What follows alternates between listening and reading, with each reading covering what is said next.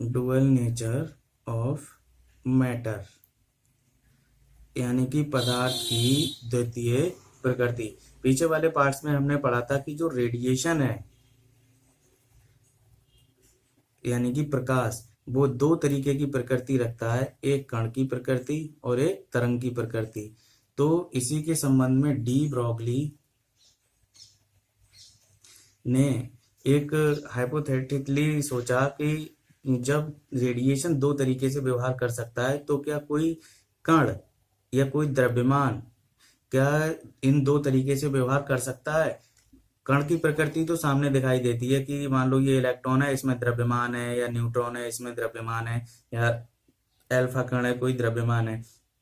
उन्होंने कहा कि जब रेडिएशन यानी कि फोटोन फोटोन कण जब चलता है तो उसमें संवेग भी आता है, उसमें ऊर्जा भी होती है, तरंगदैर्ध्य भी होती है, उसका गतिक द्रव्यमान भी होता है। तो उन्होंने कहा हमारे पास द्रव्यमान वाला कण पहले से उपस्थित है, तो क्या हम इसे चलाकर तरंग के रूप में देख सकते हैं? कण के रूप में तो है ही ये। तो उन्होंने क्या काम किया, इस एम द्रव्यमान को अति उच्च वेग से जलाया और जब ऑब्जर्व किया उन्होंने एक्सपेरिमेंटली, तो क्या देखा कि ये जो कण है वो तरंग की भांति व्यवहार कर रहा था। तो ये क्या था? पदार्थ था। पदार्थ का मतलब हो गया मैटर। तो जब ये तरंग की भांति व्यवहार कर रहा था तो उन्होंने इसकी तरंग को नाम दिया मैटर वेव, यानी कि द्रव्य तरंग है। पदार्थ को द्रव्य भी बोलते हैं। तो डी ब्रॉगली की जो परिकल्पना है वो क्या बोलती है कि जब किसी द्रव्यमान को अति उच्च वेग, लेकिन v ये जो स्पीड ऑफ लाइट है इससे कम होना चाहिए, जब किसी द्रव्यमान को अति उच्च वेग से गतिमान किया जाता है तब वह तरंग रूप में प्रदर्शित होता है। अब ये तरंग कब उत्पन्न हुई है? जब पदार्थ मैटर यानी द्रव्य को गतिमान कराने पर। तो इन तरंगों को द्रव्य तरंगे, अंग्रेजी में बोले तो मैटर वेव, या डी ब्रॉगली तरंगे कहा जाता है। जब तरंग है तो तरंगदैर्ध्य भी होगी, तो इनकी तरंगदैर्ध्य को, इनकी मतलब द्रव्य तरंगों की तरंगदैर्ध्य को डी ब्रॉगली तरंगदैर्ध्य कहते हैं। अब उन्होंने ये कॉन्सेप्ट उठाया प्योर फोटोन से ही। कैसे उठाया उन्होंने? फोटोन से। उन्होंने कहा फोटोन है, स्पीड ऑफ लाइट से चल रहा है, इसका गतिक द्रव्यमान m है, तब इसकी जो ऊर्जा होती है mc² होगी। जब ये तरंग के रूप में है तब इसमें कुछ वेवलेंथ भी होगी, तो ये hc/λ, ये mc², ये कितना हो जाएगा h/λ equal to m into c. ये क्या है? द्रव्यमान इंटू वेग, और ये क्या बन गया? संवेग। तो p इक्वल टू h/λ, और यहाँ से लैम्डा इक्वल टू h/p। अब ये फोटोन ना होकर मान लो ये होता न्यूट्रॉन होता, और न्यूट्रॉन का द्रव्यमान m है और ये v वेग से गतिमान है, तब इसका संवेग p equal to m v हो जाता। तो लैम्डा इक्वल टू हमें कितना मिलता? h/mb। तो ये जो तरंगदैर्ध्य है, अगर m द्रव्यमान के पार्टिकल को v वेग से गतिमान कराया जाए तब वह तरंग के रूप में व्यवहार करता है, और जब तरंग के रूप में व्यवहार करता है तब जो लैम्डा है वो उसकी क्या बन जाती है? तरंगदैर्ध्य बन जाती है h/mb। बाकी सारी चीजें वही रहेंगी, इसकी फ्रीक्वेंसी भी होगी कुछ, इसमें ऊर्जा भी होगी, इसमें वेग भी है। अब इससे उन्होंने कई कॉन्सेप्ट दिए। पहला कंक्लूजन कि जो यहाँ पे हमें दिखाई दे रहा है, lambda is direct proportional to 1/m। अगर सेम वेलोसिटी लें और अगर कंबाइंड बात करें तो lambda is directly proportional to 1/p। यानी दो कण हैं, मान लो अलग अलग द्रव्यमान के भी हैं, अगर उनमें से एक का संवेग p1 है और एक का संवेग p2 है, तो अगर p1 ज्यादा है, p1 is greater than p2, तो इसकी तरंगदैर्ध्य छोटी होगी, λ1 इज लेस देन λ2। तो जितना ज्यादा संवेग होगा तरंगदैर्ध्य उतनी कम होगी। हमें एक चीज और पता है, nu equal to c over lambda. जिसका लैम्डा ज्यादा होगा उसकी फ्रीक्वेंसी ज्यादा होगी। तो जितनी तेजी से चलाएंगे पार्टिकल को, एनर्जी ज्यादा होगी, एनर्जी ज्यादा मतलब फ्रीक्वेंसी ज्यादा होगी, और फ्रीक्वेंसी का मतलब तरंगदैर्ध्य कम होनी चाहिए। तो जितना तेजी से चलेगा पार्टिकल, संवेग जितना ज्यादा होगा, तरंगदैर्ध्य छोटी होती जाएगी, और जब तरंगदैर्ध्य छोटी होती जाएगी तो इसका मतलब क्या होगा, उसकी ऊर्जा कैसी होगी, ज्यादा होती जाएगी। तो उच्च संवेग, इसको हम लाइन में लिख देंगे या कि अति उच्च संवेग वाले कण की तरंगदैर्ध्य छोटी तथा ऊर्जा या फ्रीक्वेंसी ज्यादा होती है।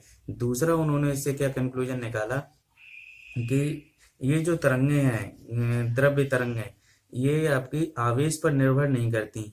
अगर चाहे इलेक्ट्रॉन को हम v वेग से चलाएं तब भी द्रव्य तरंगें उत्पन्न होंगी, प्रोटॉन पॉजिटिव चार्ज है तब भी द्रव्य तरंगें उत्पन्न होंगी, न्यूट्रॉन पे कोई चार्ज नहीं होता, अगर इसको हम उच्च वेग से चलाएं तब भी द्रव्य तरंगें उत्पन्न होंगी।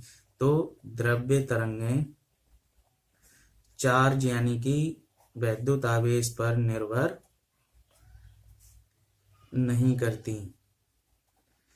अगला उन्होंने एक कंक्लूजन और निकाला इसका कि जब ये द्रव्य तरंगें गतिमान होती हैं, तो मान लो इलेक्ट्रॉन को गतिमान कर दिया हमने, अब हमें एक चीज पता है कि चल एक्सीलरेटेड चार्ज क्या करता है, विद्युत चुंबकीय तरंगें उत्पन्न करता है, लेकिन यहाँ इसकी वेलोसिटी कांस्टेंट है। अगर मान लो वेलोसिटी बढ़ भी रही है, तो मान लो हमारे पास न्यूट्रॉन है, उस पर तो चार्ज होगा नहीं, तो फिर तब भी इलेक्ट्रोमैग्नेटिक वेव की कंडीशन पूरी नहीं हो पाएगी। तो जो द्रव्य तरंगे हैं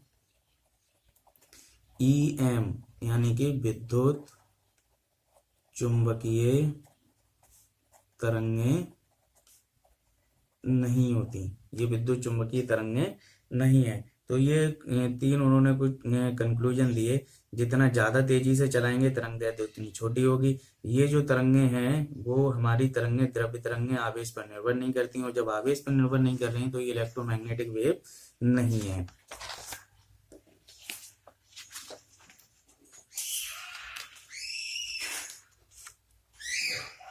अब जब अगर हम एग्जाम्पल में देखें कि जो विद्युत चुंबकीय तरंगे हैं वो किस तरीके से उत्पन्न होंगी, तो देखो, मान लो ये पहले हम इलेक्ट्रॉन के लिए ले लेते हैं। इलेक्ट्रॉन के लिए ये एक इलेक्ट्रॉन है जिसका द्रव्यमान me है, इस पे आवेश q इक्वल टू कितना होगा, -e होगा। अगर इसको v वेग से दिया जाए तब इसकी काइनेटिक एनर्जी, गतिज ऊर्जा कितनी होगी, ½mv²। इसका संवेग p इक्वल टू कितना होगा, mv। इसका संवेग जो p है वो कितना होगा, mv होगा। और इसकी जो गतिज ऊर्जा होगी कि अगर इसको चलाने के लिए पहले ये रुका हुआ था, फिर बाद में v वेग से इसे चलाया गया, तो इसकी गतिज ऊर्जा मान लो कितनी है, जो एक्सेलरेटेड करने के लिए हमने दी है वो है qv, v वोल्ट से, यहाँ पर v क्या है, वोल्टेज। अब इसके संगत जो चार्ज होता है इस पे वो E होता है, तो कितना हो गया, EV। देखें इसकी तरंगदैर्ध्य जो होगी लैम्डा इक्वल टू कितना होगा, h/p। p इसका कितना है, mb, h/mb। अब यहाँ से देखें ये क्या है हमारा mb, और ये है हमारा ½ mv²। तो देखेंगे p² इक्वल टू कितना हो जाएगा, m² v², और 2 के इक्वल टू mv²। अगर हम इन दोनों को क्या कर दें, डिवाइड कर दें, तो p²/2k इक्वल टू, इससे ये कैंसिल हो जाएगा और यहाँ क्या बचेगा, m। तो यहाँ से हमें p इक्वल टू कितना मिल जाएगा, √2km। तो इसमें हम लिख सकते हैं लैम्डा इक्वल टू h/√2km। अब ये जो एच प्लांक कांस्टेंट है और ये जो के है वो इसकी क्या है, काइनेटिक एनर्जी। काइनेटिक एनर्जी कितनी है, ईवी। तो देखो h over under root two e v m, और एम किसका यहाँ पर द्रव्यमान है, इलेक्ट्रॉन का। यहाँ से अगर हम देखें तो H इक्वल टू हमें पता है कितना है, 6.6 into 10⁻⁻34 joule second. E charge on electron 1.6 into 10⁻⁻19 coulomb. Mass of electron 9.1 into 10⁻31 kg। तो अगर इलेक्ट्रॉन के लिए बी वोल्टेज को अलग कर लिया जाए तब देखो लैम्डा इक्वल टू कितना होगा, 6.6 into 10⁻⁻34 under root two 1.6 into 10⁻⁻19 into 9.1 into 10⁻31 और साथ में 1 ओवर अंडर रूट वी। और ये किस में आएगा, पूरा मीटर में। किस में आ जाएगा, ये मीटर में। अगर इसको देखा जाए तो ये आ जाता है 12.27 10⁻⁻10 ओवर अंडर रूट वी, पूरे को सॉल्व करके। और ये किस में आता है, मीटर में। हमें पता है कि जो 1 मीटर होता है उसमें 10⁻10 एंगस्ट्रॉम होते हैं। तो इसको कितना लिखा जा सकता है, 12.27 over under root v angstrom. यानी कि कोई अगर इलेक्ट्रॉन है उसे बी वोल्ट से गतिमान कराया जाएगा। मान लो इलेक्ट्रॉन ये रखा हुआ था, यहाँ हमने उसे 100 वोल्ट दे दिया, तो 100 वोल्ट से जब वो चलेगा तो गतिमान हो गया। गतिमान होने से उसे कुछ वेग मिला होगा, उसकी वजह से द्रव्य तरंग उत्पन्न हुई ये। और उस द्रव्य तरंग की जो तरंग दैर्ध्य होगी, देखो कितनी तरंग दैर्ध्य आ जाएगी, 12.27 अंडर रूट 100। अंडर रूट 100 का मतलब हो गया 10, यानी 1.227 एंगस्ट्रॉम का जो तरंग यहाँ पर उत्पन्न हो जाएगी। अगर ये हमारे लिए किसके लिए, इलेक्ट्रॉन के लिए, हमें उसे एम द्रव्यमान के पार्टिकल को वी वेग देना है। कैसे वी दें, यहाँ पर हमने उसे मान लो वोल्टेज से वेग दे दिया था, तो हमने इसे वोल्टेज की टर्म में लिख दिया। लेकिन अगर मान लो हमारे पास कोई पार्टिकल है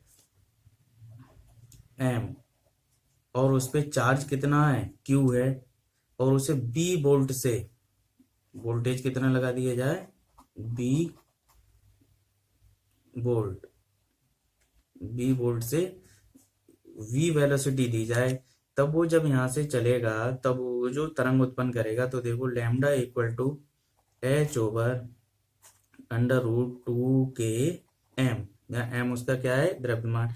इसके लिए जो k है वो k इक्वल टू कितना होगा, क्यू वी। तो ये कितना हो जाएगा, H over under root 2qvm।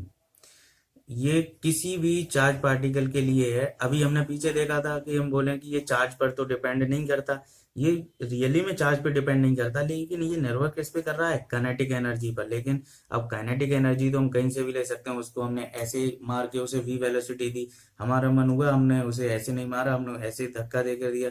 दूसरा हमने क्या काम किया, हमें पता था कि चार्ज पार्टिकल है, अगर हम वोल्टेज लगा दें तो अपने आप चलने लग जाएगा। तो इसीलिए ये स्पेशल केस है जब क्यू चार्ज पार्टिकल को वी वोल्टेज से तो गतिमान कराया जाएगा, तब उसके संग जो तरंग दैर्ध्य बनेगी वो कितनी होगी, H over under root 2qvm। और जो क्यू भी है वो इसकी काइनेटिक एनर्जी आई है, कहीं से भी आ सकती है ये। तो ये पर्टिकुलर चार्ज पार्टिकल के लिए हमने यहाँ पर इसे ले लिया था। ओके, इसी संदर्भ में एक जो एक्सपेरिमेंट है वो हम देख लेते हैं कि क्या एक्सपेरिमेंट था, कि इलेक्ट्रॉन को किस तरीके से देखा गया था। तो वो जर्मर एक्सपेरिमेंट था।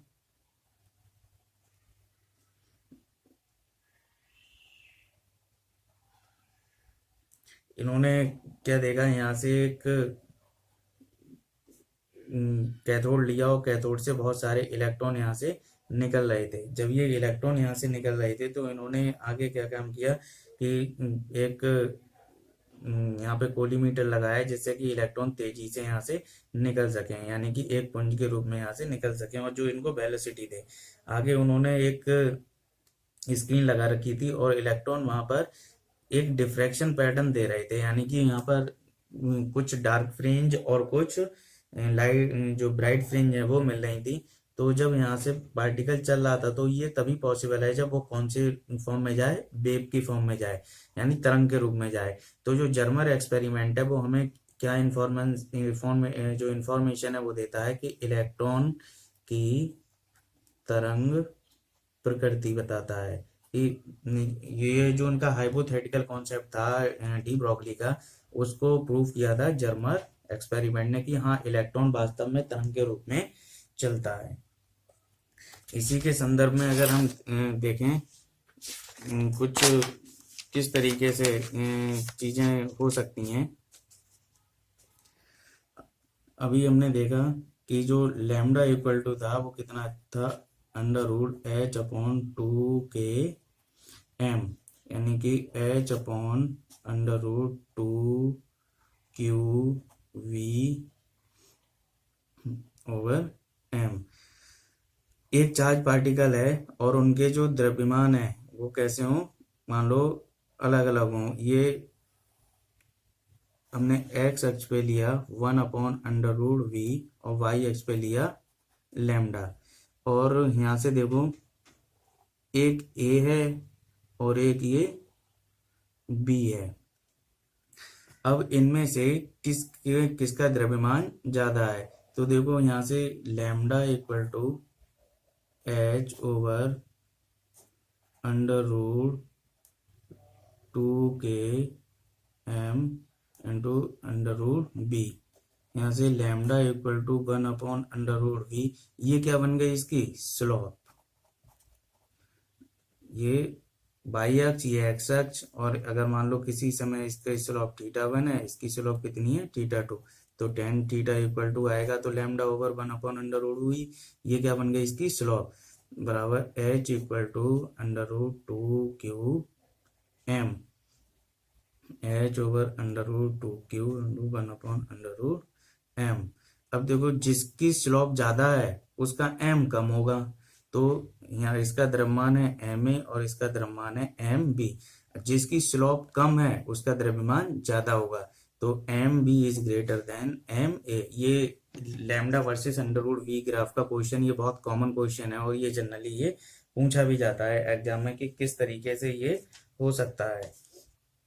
ऐसे ही दूसरे अगर हम एग्जाम्पल में बात करें तो मान लो हमारे पास एक ये प्रोटॉन है E+, और एक मान लो दूसरा हम ले लेते हैं, चलो अल्फा कण ले लेते हैं। ये अल्फा कण है जिस पर +2e आवेश है, और इनको एक्सेलेरेटेड किया गया सेम पोटेंशियल से दिया गया, इनको पोटेंशियल B और इसको भी पोटेंशियल V दिया गया।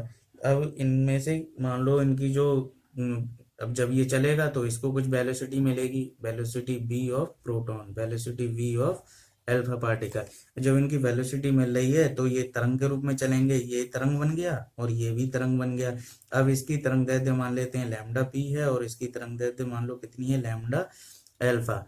तो देखो किस तरीके से हम इसको निकाल लेंगे, लैम्डा इक्वल टू h/√2qvm।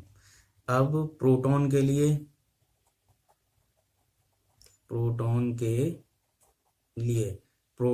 लिए lambda p equal to h/√2q of p, voltage दोनों को सेम दिया गया है m ऑफ p। ऐसे ही अल्फा कण के लिए lambda alpha equal to h तो कांस्टेंट है, √2q of alpha v m of alpha.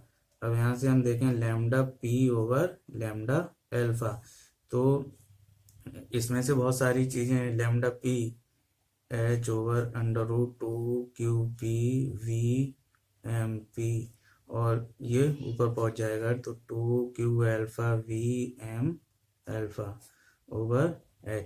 ऐसे h कैंसिल हो गया, देखो क्या क्या बचेगा इसमें, 2 से 2 √q_m∞ ओवर qp/mp। अब देखो q∞ 2e over q proton का e, एम एल्फा, जो एल्फा के द्रव्यमान होता है एम एल्फा, वो 4 गुना होता है प्रोटॉन के द्रव्यमान से। अब इनकी वैल्यू अगर हम यहाँ पर रखेंगे तो ये कितना हो जाएगा, एम एल्फा 4 mp/mp, इससे ये कैंसिल, इससे ये कैंसिल, ये बाहर आ गया, तो 2√2 λp/λ एल्फा। तो ये किसके अनुपात में आते हैं, √2√2/1 के अनुपात में आ जाते हैं ये। यानी कि किसकी तरंग दैर्ध्य ज्यादा होगी, लैम्डा जो होगा वो प्रोटॉन का ज्यादा होगा और अल्फा का कम होगा। और वो कितना ज्यादा होगा, ये 2√2 के। और इसी में अगर हम काइनेटिक एनर्जी की बात कर लें तो Kp/K अल्फा कितना होगा, Qp/B और Q अल्फा बी, वी से भी कैंसिल, Qp होता है E और Q अल्फा 2E, तो ये 1:2 में आ जाएगा। और जबकि तरंग दैर्ध्य किसकी ज्यादा है, इसकी। अब यहाँ पर देखो कौन तेजी से जा रहा है, ये तेजी से जा रहा है, तो इसकी तरंग दैर्ध्य कैसी होगी, कम होगी। यानी ये ज्यादा एनर्जेटिक है और ये कम एनर्जेटिक है। ओके।